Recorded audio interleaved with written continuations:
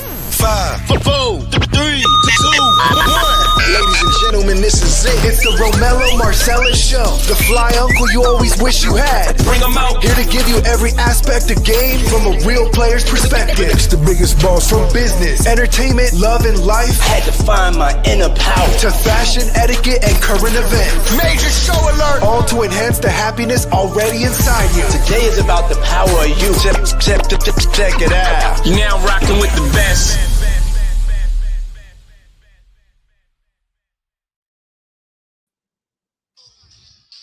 Here I am, goddammit. Here I am, goddammit. Here I am. Welcome to the Trigger with me, Romello Marcellous. Hope y'all can hear me clearly.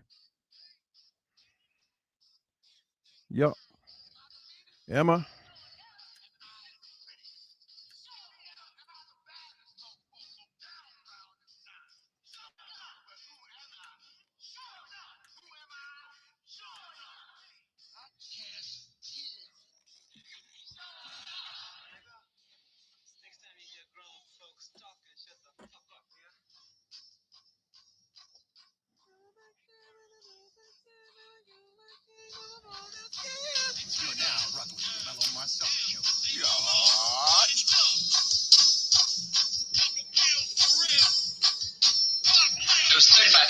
$35,000 cash money. No, $35,000 plus one, right? The one I gave. No, you gave me six, all right? That was one. I had one. It was six. 35,000 plus one plus 67. $35,000 and seven, right? Motherfucker, can you buy that? That's what people are doing no matter what they say. I read minds, dig? I don't think I'll shit on you. Good on there, baby. Lying through your fucking teeth. I know it. You know it. And this fucking hole know it. Come on, leave him alone.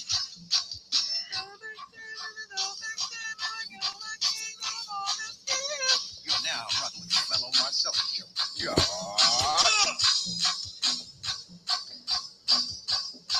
Am I the meanest? Am I the prettiest? Yeah.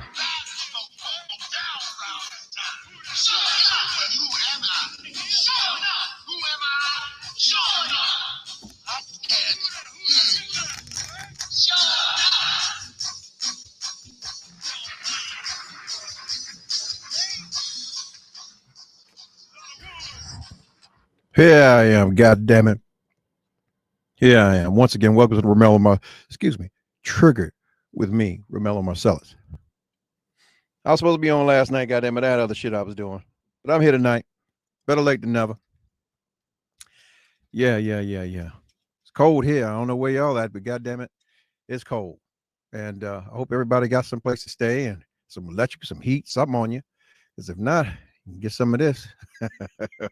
Warm your ass right on up. Put hair on your chest and back. There's more shit. Without further ado, man, I ain't gonna keep y'all long. I just want to come on and talk about some things, man, that constantly are a hindrance to who we are as black folks. That kind of thing. Talking about the fact that we live in a world where narratives can be shaped and people are more adept to believe the lie before they believe the truth, depending on how the lie is propagated. Yeah. The topic of the night, man, is this: how media narratives shake public perceptions. Yeah. And we talking about this boy's mama. And we all have mamas when we came up. And, you know, the messy part about this is that to get out or get back at someone that looks like us as a black man who has succeeded in the world of here we go, beyond thresholds that consider him successful, putting him in a position to do things in the community. And we can't expect everybody to come back and do every goddamn thing for us. We've all been given the same 24 hours. If we got a health and strength in our body and a sound mind, the choice is ours to do the shit that we want to do, right? So we can't expect, oh, you get your $100 million and you're supposed to come back here and save all of us. That's bullshit.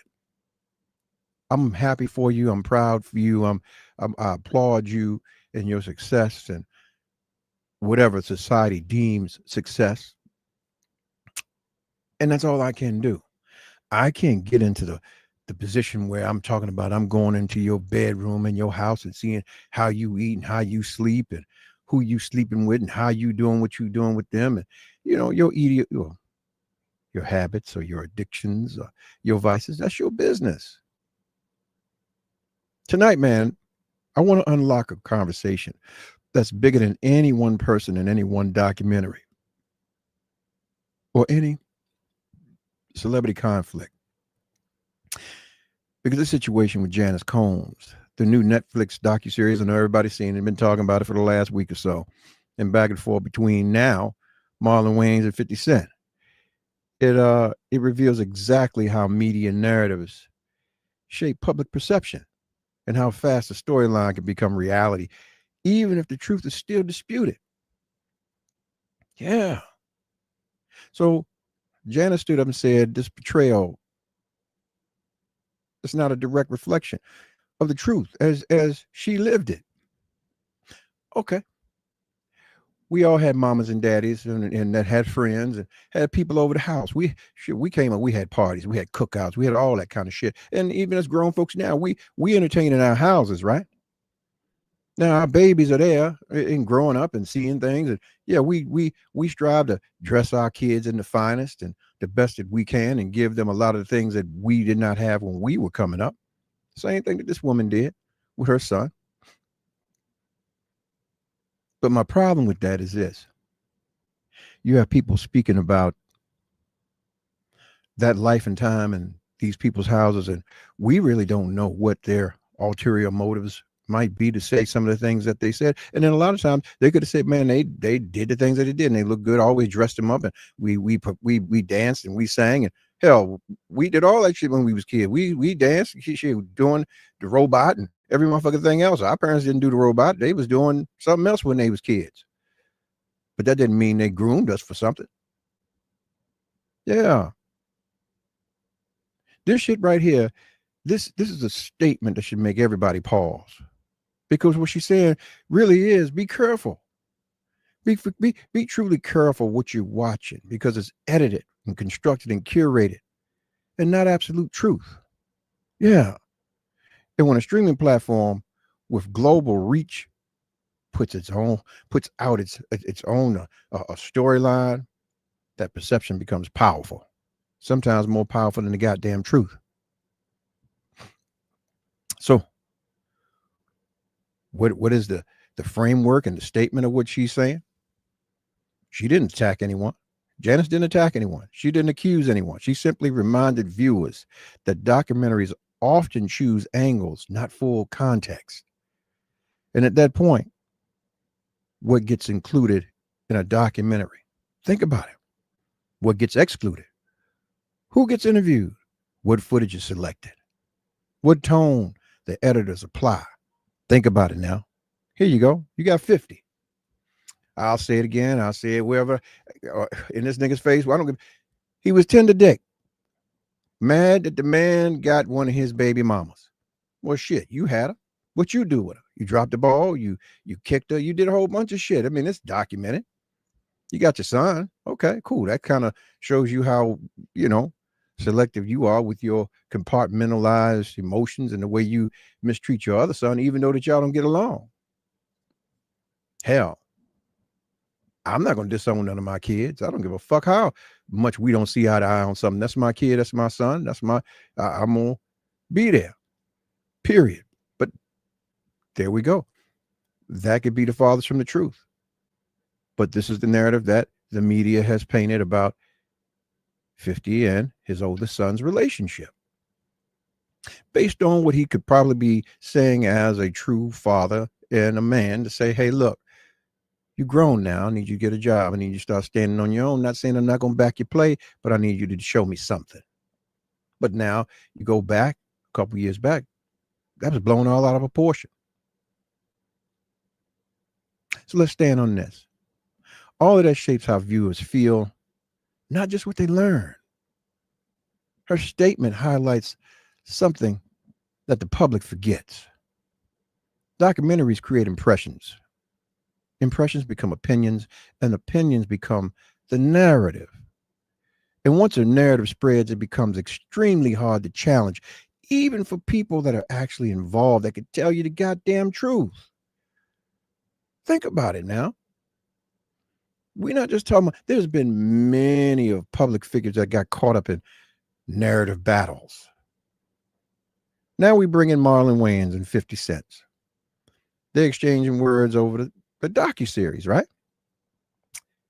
Here's a key word: narrative positioning. Put a pin in that. 50 is reacting from one angle: his business, his mind, his marketing, his strategy, his public commentary style. You know, he always taking jabs at people. I mean, shit, petty Freddy. And honestly, I get off on a lot of shit. A lot of shit he says is funny as motherfucker to me because, hell, I mean, we're in a land where we can create whatever we want. And shit, you get a kind of a bird's eye view of what his dry comedic humor would be. Straight up. I'm not gonna nigga, you know what I'm saying? It's just what it is. But it's difficult when you paint narratives that people begin to believe. So Marlon is responding from another friendship, personal perspective, and his view of fairness in how stories get told. So this isn't the internet drama. It's real. It's in real time. It's happening. It's an example of how different people interpret the same documentary different. Got a lot of people that have been abused in their own personal life, and they roll around and they want to dump it on the first person they can see and doesn't have a get back because it's you. And you are pointing at a TV screen or a monitor. Yeah, she did it or he did it. He's a this or she's a that and so on and so on. And you don't know shit. For sure that is. But it's a way for you to displace your energy based on a narrative that's been created and manufactured 9 times out of 10 to suit someone else. If it's just monetary, or it could be in realms that they seek to destroy an individual's credibility or lifestyle. Yeah. So each person's position influences how their audience understands the story. Public perception shifts based on who's speaking first, you know, and who's speaking the loudest. A lot of times who's got more money, who's doing the marketing, the campaigns, and all that, because there are true campaigns that actually push these narratives. Yeah. It shows how quickly a storyline becomes public debate, even when the actual truth is still unfolding or incomplete. Here you go. This man got convicted for buying pussy. There's nothing else you can say about it. He wasn't even the one paying for that. He was paying for someone else to come and lay with his woman. And honestly, let me just give you my unbiased opinion about that. Here you go. You got a man who's a little older than the woman that he's with. He knows at some point in time she might get a little rabbit in her blood. And at the same time, she might want to do a little something different. May have given her the option, may been able to pay for the play, whatever the case may be. And it's a controlled environment. So it keeps narratives down. Like, oh, she was seen with this one or that one and this one and that one. So when people play on different levels, i.e. status, they pay for anonymity. They pay for privacy. So to have those men come over there and jump on her and fuck her 40 ways from Sunday was basically a way to say, hey, look, you choose the ones you want. And these are the ones that we'll engage with. And there's no relationship. When you call them, I know you called them. I know what you need. You can get what you need. So you're not just laying with me the whole time. Cool. But because we got to this point and other things have happened where we do know that on both sides of the spectrum, if you land with somebody and it's consistent at some point in time when it's good to you and you feel secure, you're going to catch feelings and emotions. You might want to have the person's company. So there has been those instances where all parties had talked about where there was contact made, or excuse me, those that were contacted. See, here we go. We're painting a whole nother narrative where some of the guys will say that, hey, she reached out to them without the approval of said man. And that became an issue. Just Put a pin in that. So let's move forward. He basically may have put this situation together to say, hey, we're going to call it takeout. We got takeout that's coming. We ordered DoorDash. Boom. Door smash. We call it that. Bow. So now you out in the street. You and out here dating like you was trying to creep around with the Kid Cudi guy and whatever. You know what I mean? We don't have those situations because now it's not emotional. It's merely the action. Yeah. So put a pin in that. So let's talk about how media narratives gain power without being proven. Here's where we get to the heart of the episode. In today's world, a person's representation doesn't rise or fall based on facts. It rises or falls based on perception, presentation, and the platforms. And nobody needs to exaggerate, distort, or attack directly. All they have to do is this: highlight one part of the story and minimize another. Pair the right clip with the right music. Add commentary that nudges the viewer's emotions. I've done it numerous times myself. And push out millions. No physical harm, no direct conflict, just narrative direction. The power is in the framing of it.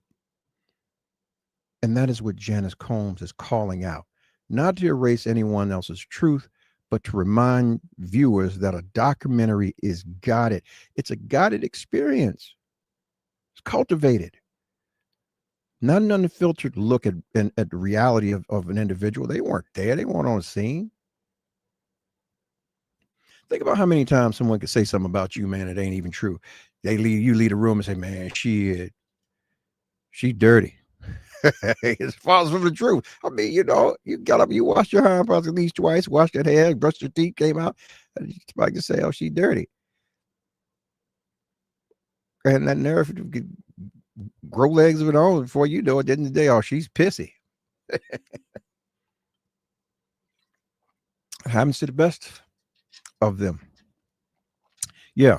And in this situation, it is the same. It's a shame where you got a grown man living his life, and there's so many people that have something to say about this man because of what?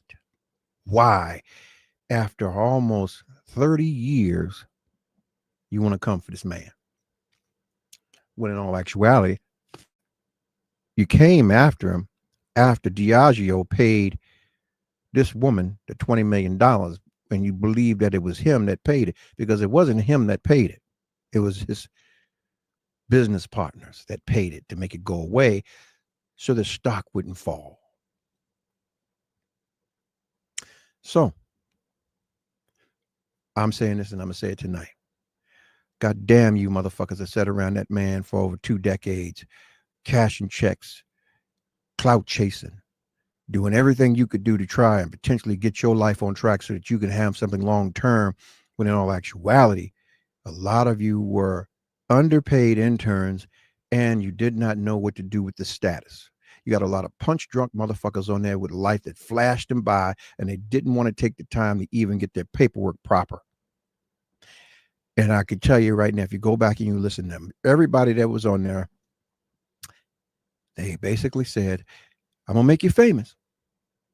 May not give you no money, but I'm going to make you famous. And what I will say is this: if you got fame and you can't go get no money, you don't need to have no fucking money. Period. I don't take anything from anyone who has actually truly been harmed, but what I see around this case, and a lot of cases like it, everybody that was there, they wanted to be there. You couldn't tell them to be nowhere else. And they were there more than once. And no one was held captive. No one was held at gunpoint and all of that. And people may want to put narratives together and say, oh, yeah, he drunk my drink and it was this and that and blah, blah, blah. You know what? What I will say. Oh, here you go. Let's talk about the girl. You got to sell, and you got things that go around. You got to sell your walls. You got all these different things, right? But you got the nucleus, which is the center of it all. You got one person that knows about every other individual that came in and out of that situation, but no one until the shit hit the wall knew about each other. Make it make sense.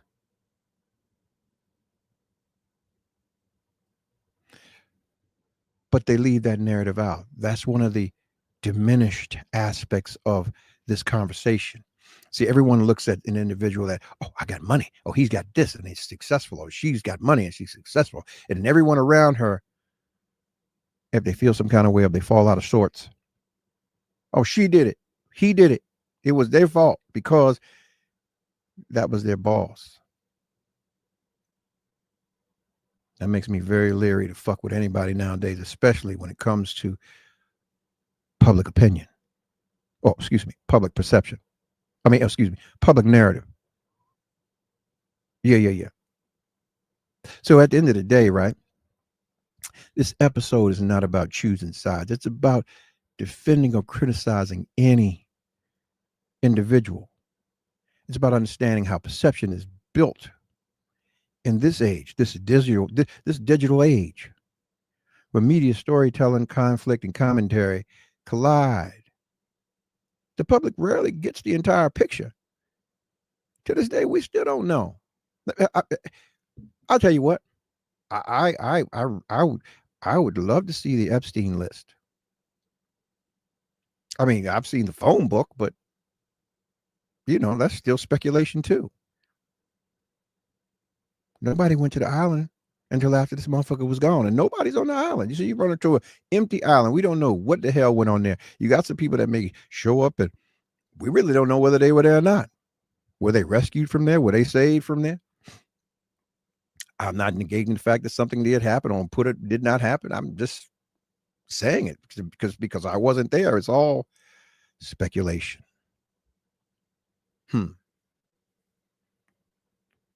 We sure something happened because they sure enough unalived that person.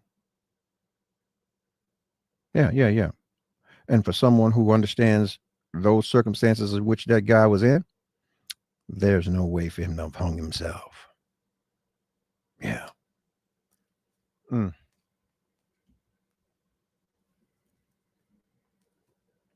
As high profile as he was, you better believe there's no way to have hung himself. So if the public rarely gets the entire picture, what they get is the version that made it through the editing room. So the real takeaway is this: always look beyond the headlines, always question the presentation, always question who's fucking sending it to you, who's giving it to you. It's just like people bring you a bone. And, I was talking to such and such. Yeah, they, blah, blah, blah. Even down to a restaurant. Here's simple. Simplicity at its finest. Somebody say, hey, you should go up to Restaurant Red. It's so good, man. And you know everything. Let me tell you something. I have to stop and look at who's telling me this shit, because our standards are not the same. What's good for you may not be good for me by your standards, and vice versa. Shit, I could tell you some shit that may not be good for you.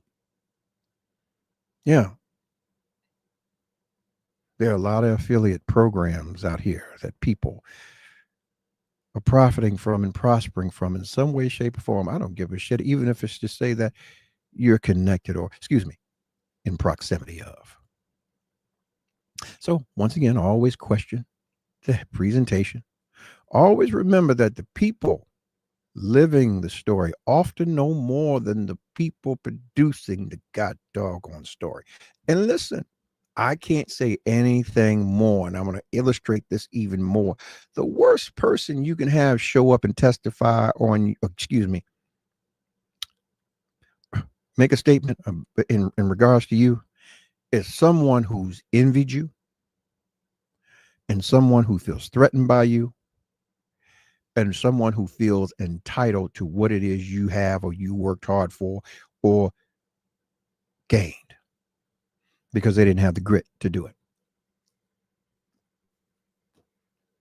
Worse people that show up and twist narratives. And we're in a day and age where people can sit back and create things about you. You sitting up there and you posting things, you doing stuff, and people know a little shit about you. Oh, they got a pink dog.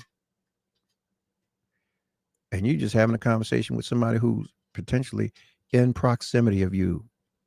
Yeah, that motherfucker. Don't trust that motherfucker. Yeah, I know them. Uh-huh.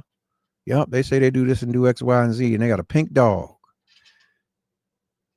Huh. The plot is sticking because you know they got a pink dog. We don't do a lot of real deep diving when it comes to research, but the pink dog would be enough. Oh yeah, there's some truth to that. Let me check the way I move. And now you begin to minimize all the good shit and you continue to talk about things that could potentially be bad, and we're gonna create things that are not. So because in a world full of powerful platforms and competing perspectives, the truth isn't just what's shown. It's always what's left out. So what I will say is this. If a motherfucker willing to walk in a room and tell you something about themselves, or excuse me, tell you something about somebody else, you better believe when they leave your space or your room, they're going to tell somebody else about you. Yeah. And if someone's willing to come back and tell you something about something that somebody said, what I want to know is what the fuck did you say when they said what they said? And what made you comfortable enough to receive what they said? Because ain't nobody gonna ever come tell me nothing about nothing or nobody. Here's the thing. You my people, somebody come tell you something about me, or excuse me, tell me something, or begin to tell me something about you, I'm gonna pick up my phone. Where's my phone? Yeah. And I'm gonna say, hold that thought, and I'm gonna dial you, and I'm gonna put you on speaker. And I'm gonna say what you got ready to say. Say this, let me hear what you said now. Let's be sure that this is aligning up where it needs to line up, because what you're not going to do is ever rope me into no bullshit because you're trying to push a narrative of your own. What I do know is that when people are butthurt about something and they've had respect for you, what they usually do is they turn around and they villainize you in some way, shape, or form, and that creates the line to discredit you and to destabilize you. And the part about this narrative is that families that have nothing to do with anything that went on are being hurt. I don't give a shit what you got to say. I don't care what that man's kids are doing. That's not for you to say. Leave the man's families, the woman's families out of it. I want to speak directly to what was proven, what was the fact. But the mama came on and she said what she had to say. Don't believe everything that's being put out, because hell, the narratives are not what we believe they are. I just come on and say my piece, man, and I ain't gonna sit here and hold it up. I mean, a lot of people feel how they feel. They feel that something really has happened, and they're gonna stand on it because it's based on how they feel. And shit. Hopefully you'll get your shit together and you'll move on. I mean, and I guess a lot of times we get tied into things that really have nothing to do with us because of the other people's lives that they're living. Nobody's doing the time for this man. Nobody's helping this woman heal or nothing like that. Nobody's doing any of that kind of stuff, because hell, we are still here and receiving the things that they're putting out. And all this, man, this is very, very dangerous territory, because when the powerful begin to play chess with your reputation, they don't need bullets. All they need is a budget, a camera, and a goddamn storyline. And right now, the battlefield is Netflix. Oh, yeah, they playing a whole lot of games with people, man. You got to watch yourself, man. And when you're watching these things, man, boy, when you get on Netflix, man, you better believe your shit is super funded at this point in time. Your return is going to be great. You're going to be all right. Yeah. Straight up like that. Yeah. People's agendas start writing checks. Yeah. That truth becomes a weapon. That knife is a narrative, boy. Shit. Documentaries rolling around like that, man. A silent assassin of your character, boy. They ain't got to put no hands on you at all. They don't even have to touch you. Yeah. You know, and the fact that she was strong enough to even come on and say that the documentary misrepresents her role in Sean's early life. It's not the full picture. Think about it. Let's decode it, man. And I ain't gonna hold you long. I'm gonna roll out of here. When a mother publicly disputes $1 billion media narrative, that means there are lawyers, the producers left out. Somebody decided which truths were convenient.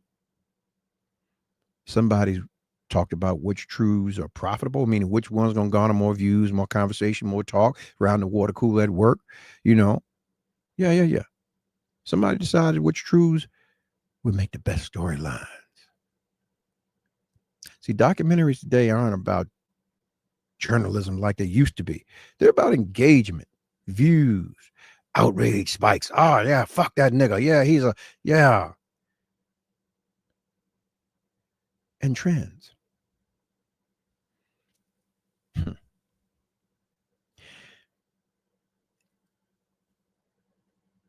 And let me be respectful. When Ms. Combs says be mindful that documentaries don't always show the full picture, that's a diplomatic way of saying the story you're watching is edited with intention, not honesty. Oh yeah, because you got to get clearances. You got to do a whole lot of things nowadays, especially when you're dealing with people's images, and especially when you're public property. Your person. You can't just use somebody's image and make money and profit off of them and that kind of thing. It'll cause you problems. You got to negotiate that. Yeah, and the public always forgets the editing of it all. You can easily make an angel look guilty and a monster look misunderstood. Think about it in the context of black men and white men and how it used to be in the past, even to this day. White man go ahead and kill somebody, he's just having a bad day. Black man do it, he's bad by nature. Got to put him down. Yeah. All right, with the right lighting, the right music, and the right cutaways and all that good stuff. And we still go back and forth. You think about them. Think about Marlon. He come from a history full of juggernauts, man. He's a juggernaut himself, man. 50, prosperous, but both of them got personal issues and personal positions. Two different agendas, two different entertainers. Yeah. One documentary lighting the goddamn match so that they can have dialogue. And 50, we know his lane.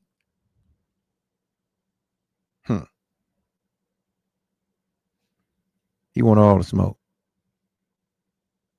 Keeps him relevant. I don't know whether Marlon's just doing this to, add some juice to his credit, his thing. I don't know, but shit, it is what it is. I came on here, man. I say what I had to say, man. Watch your people around you, man. Don't fall for the old banana in the tailpipe. People got narratives, got positions and agendas about things. And what I will say is I pray for all these families. Hopefully they get themselves together, man. And, people get their head out their ass and stop living in the past. I'll say this. All of those people that were involved in that person's life, business or otherwise,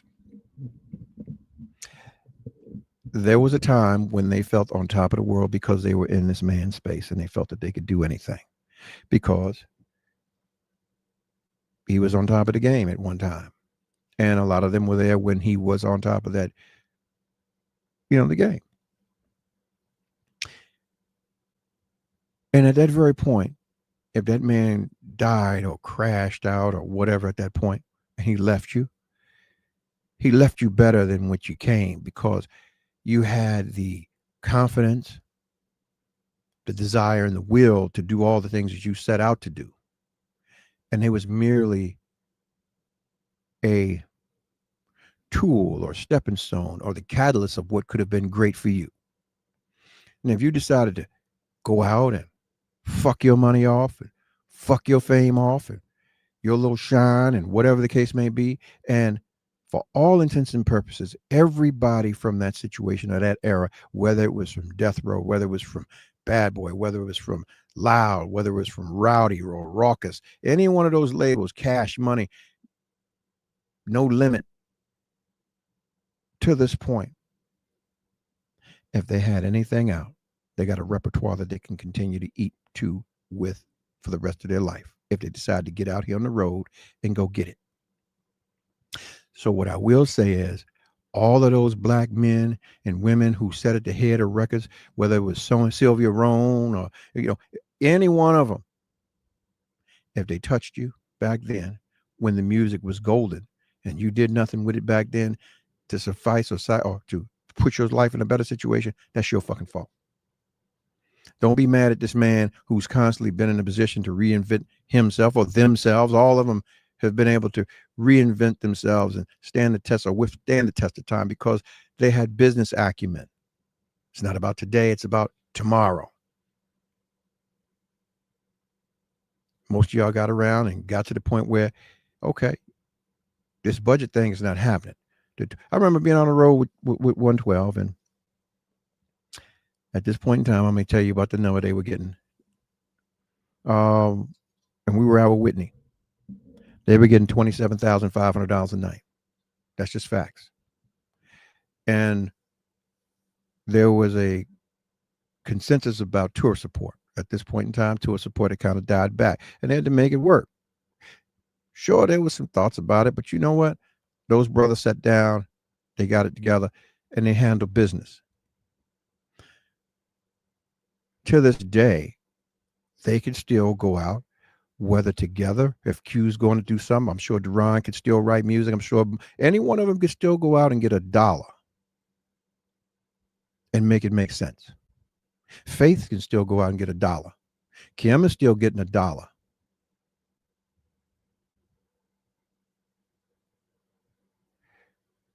What I'm saying to you is, you can't expect a motherfucker to hold your hand and pay your bills and feed you and clothe you and prop you up and be everywhere you are, especially when it's business. This ain't show friends. You ain't my show daddy. You ain't my show mama. It's show business. It's my business to present the show and get paid for the show that I present. Now, if I didn't make the deal that I needed to make to get my publishing, I could limit my physical contact directly to this motherfucker. But at the same time, it's all about you creating and building your team and your position to market your person as the product to continue to grow. You had essential employees around who protected the people. I don't know what circumstances are with a lot of folks who rode out and left out and didn't get back on, but you had hell. You were in a position to, because you were seen.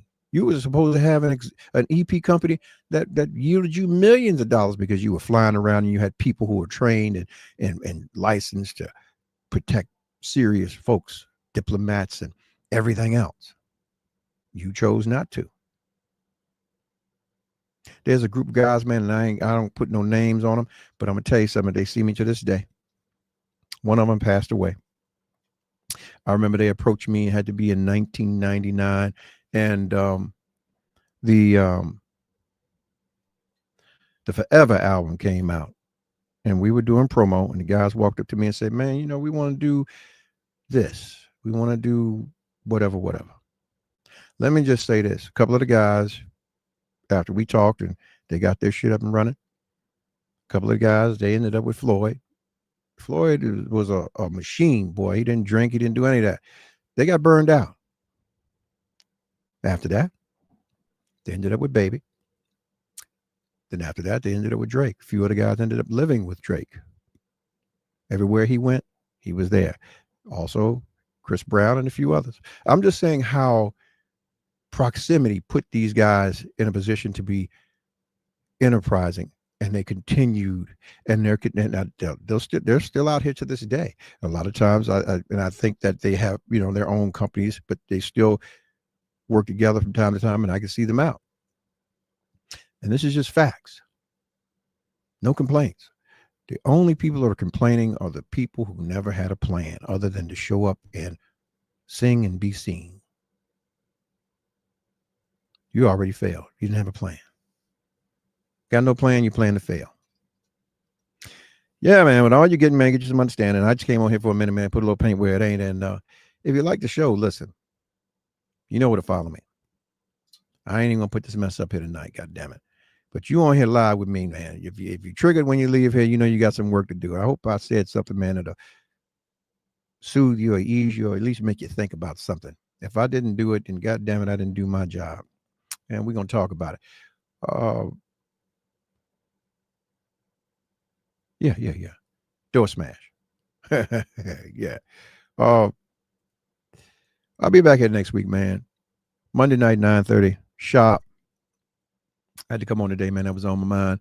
Because, we all got mothers. We all, your mother's not here, not that you haven't had a relationship. We all have had a mother. And let me just say this to you.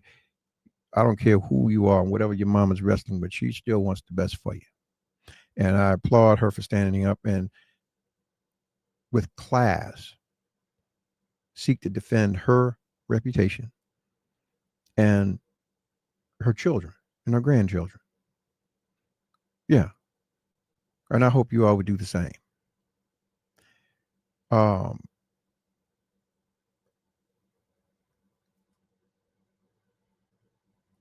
It's sad that people are willing to attack a parent for clout and money. So on that point, man, I don't agree with this documentary. I don't stand with it because it's not the truth. A lot of it's not the truth. A lot of it's there's always some truth in proximity, but everybody is telling their truth or telling their truth. Get their 15 minutes, man. Get their 15 minutes and get some dollars. Yeah. Anyway, hope you are ready for the holidays. I'll see you before then. If not, then, peace be unto you. Good night. 5, 4, 3, 2, 1. Ladies and gentlemen, this is it. It's the Romello Marcellous Show. The fly uncle you always wish you had. Bring him out. Here to give you every aspect of game from a real player's perspective. It's the biggest boss from business, entertainment, love, and life. Had to find my inner power. To fashion, etiquette, and current events. Major show alert. All to enhance the happiness already inside you. Today is about the power of you. Check it out. You're now rocking with the best.